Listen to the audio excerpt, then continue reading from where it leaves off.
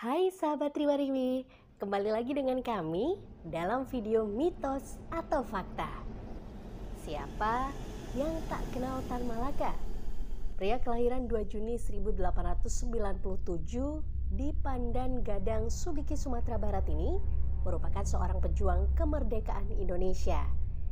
Saking legendarisnya, kisah hidup pria bernama lengkap Sutan Ibrahim gelar Datuk Tan Malaka ini pernah diteliti oleh sejarawan Belanda bernama Harry Albert Puze selama puluhan tahun. Puze tidak hanya meneliti Tan Malaka lewat arsip-arsip kolonial di sekitar Leiden dan Amsterdam. Ia pernah menjadi tempat singgah Tan Malaka selain Indonesia, seperti Amerika, Inggris, Perancis, Jerman, Rusia, juga Filipina. Ia bahkan ke Rusia untuk melacak arsip Komintern soal Tan Malaka di Moskwa. Berasal dari keluarga bangsawan, Tan Malaka lahir dari pasangan rasa Caniago dan Sinah Sinabur. Ia memulai pendidikan di Hindia Belanda di Bukit Tinggi. Ia dikenal sebagai murid yang cerdas. Ketika usia 16 tahun, dirinya melanjutkan pendidikan di negeri Belanda. Di negeri kincir angin itulah Tan Malaka sudah berkenalan dengan dunia politik dan sosialisme. Setelah 6 tahun mengenyam dunia pendidikan di Belanda, ia kemudian kembali ke Indonesia menjadi guru di perkebunan Deli, Sumatera Utara.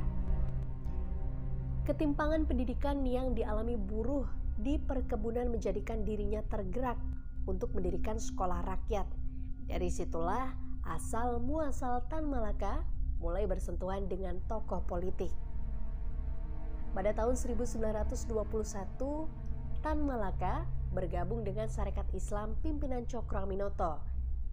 Kecerdasan Tan Malaka memang tidak diragukan. Pasalnya, dirinya mampu menyatukan gerakan komunis dengan Islam untuk melawan imperialisme Belanda, membuat pemerintah kolonial gerah. Pada 13 Februari 1922, untuk pertama kalinya, Tan Malaka berhasil ditangkap oleh pemerintah Belanda dan pada tahun yang sama pula, ia dibuang ke Belanda. Namun siapa sangka, semenjak itu, Tan Malaka memulai petualangannya dari satu negara ke negara lain. Dalam masa pengembara itu, dirinya pernah menjadi calon anggota Partai Parlemen Komunis Belanda dan ditunjuk sebagai wakil komunis internasional untuk Asia Timur. Sebelum Perang Dunia II, Tan Malaka hidup dalam penyamaran sekitar Asia Tenggara. Dalam masa-masa itu, ia pun menggunakan banyak nama samaran seperti Ilyas Hussein ketika di Indonesia, Alisio Rivera ketika di Filipina, Hasan Ghazali di Singapura, Osorio di Shanghai, dan Ong Song Lee di Hong Kong. Di akhir masa pendudukan Jepang, dia menyamar sebagai mandor di Banten dan menghabiskan waktu untuk menulis karya besarnya Madilog. Tan Malaka merupakan orang pertama yang menyebut kata Republik Indonesia sebagai satu kesatuan. Selain itu, buku-bukunya mampu menginspirasi tokoh-tokoh yang ada di Indonesia. Pada 12 November 1948, Tan Malaka mulai datang ke Kediri, memulai pergerakan gerilya. Sesampainya di Kediri, ia bertemu dengan prajurit TNI dan pimpinan politik. Tulis Harry Albert Puze dalam bukunya Tan Malaka, Gerakan Kiri dan Revolusi Indonesia Jilid 4. Tan berjalan-jalan untuk melihat dan mencari tahu keadaan penduduk kampung yang miskin dan keinginan-keinginan mereka. Namun, pada 21 Februari 1949, Tan Malaka tewas dieksekusi di kaki Gunung Wilis, Kediri, Jawa Timur.